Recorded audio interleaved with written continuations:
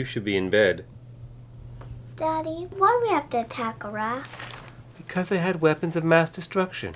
But the inspectors didn't find any weapons of mass destruction. That's because the Iraqis are hiding them. And that's why we invaded Iraq? Yep. Invasions always work better than inspections. Now go to bed.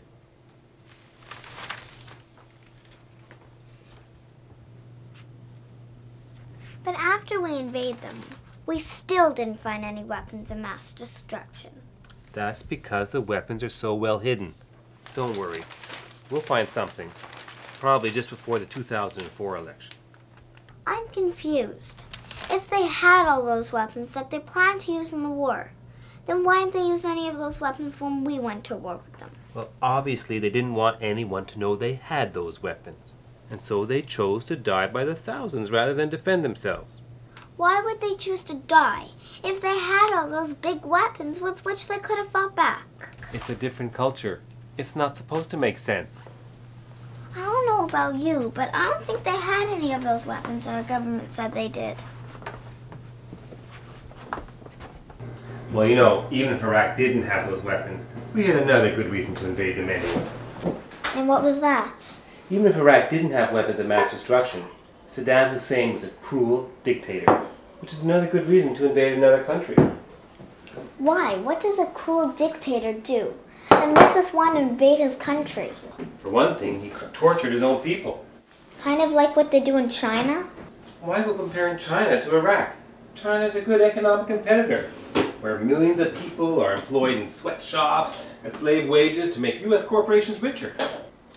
So if a country lets its people be exploited for American corporate gain, that's a good country, even if that country tortures people? Right.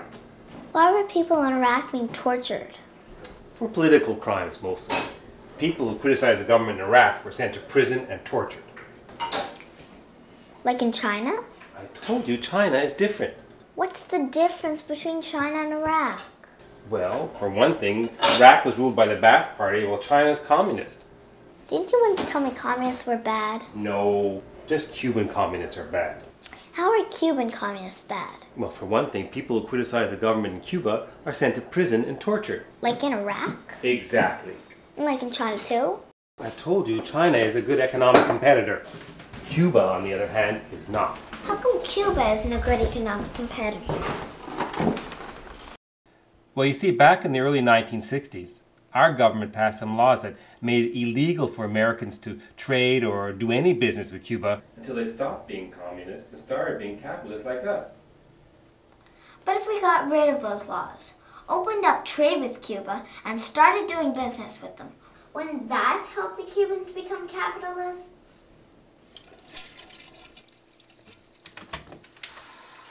Don't be such a smartass.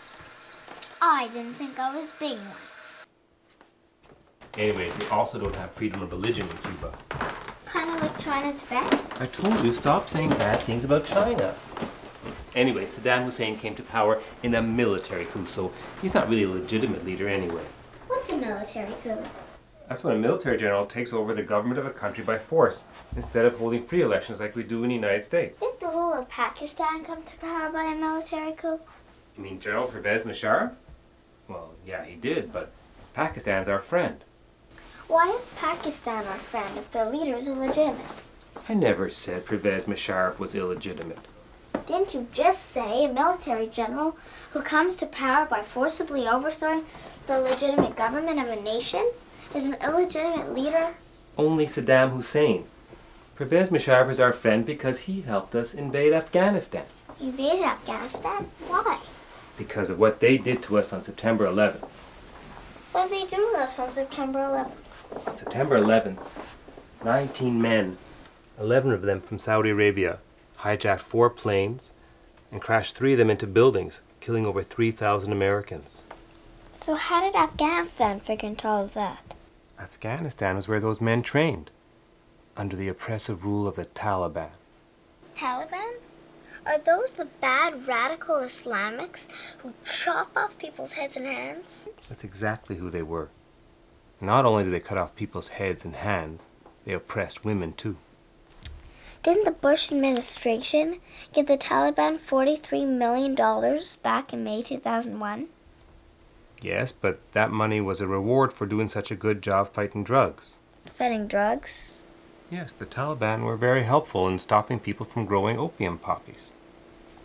So it was okay if people chopped off people's heads and hands for growing flowers, but it wasn't if they cut off people's heads and hands for other reasons?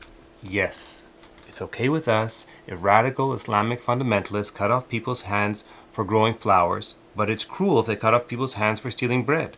Don't they also cut off people's heads and hands in Saudi Arabia? Don't go comparing Saudi Arabia to Afghanistan. The Saudis are our friends. But I thought you said 15 of the 19 hijackers on September 11th were from Saudi Arabia. But Afghanistan was where those bad men trained. Who trained them? A very bad man named Osama bin Laden. Was he from Afghanistan? No, he was from Saudi Arabia, but he was a bad man. Wasn't he also our friend once? Only when we helped him and the Mujahideen repel the Soviet invasion of Afghanistan back in the 1980s. Soviets?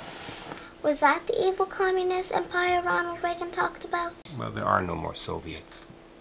The Soviet Union broke up in 1990 or thereabouts. And now they have free elections and capitalism like us. We call them Russians now. So the Soviets, the Russians, are now our friends? Not really. You see, they were our friends for many years after they stopped being Soviets. But then they decided not to support our invasion of Iraq, so we are mad at them now. We're also mad at the French and Germans because they wouldn't help our invasion of Iraq either. So the French and Germans are evil too? Not exactly evil, but just bad enough that we had to rename French fries and French toast to Freedom Fries and Freedom Toast. Do we always rename foods whenever another country doesn't do what we want them to do? No, we just do that to our friends. Our enemies we invade. Wasn't Iraq once our friend? For a while, yeah. Was Saddam Hussein ruler of Iraq back then? Yeah, but at the time he was fighting against Iran, which made him our friend, temporarily. How did that make him our friend? Because Iran at the time was our enemy. Isn't that when he gassed the Kurds? Yes, but because he was fighting against Iran at the time, we looked the other way. So anyone who fights against one of our enemies automatically becomes one of our friends? Most of the time, yes. And anyone who fights against one of our friends automatically becomes one of our enemies? Sometimes that's true. However, if American corporations can profit from selling weapons to both sides at the same time, all the better. Why? Because war is good for the economy, which means war is good for America. And because God is on America's side, anyone who opposes the war is a godless, un-American communist. Do you see now why we invaded Iraq? I'm not really sure. Good night, Dad. Good night.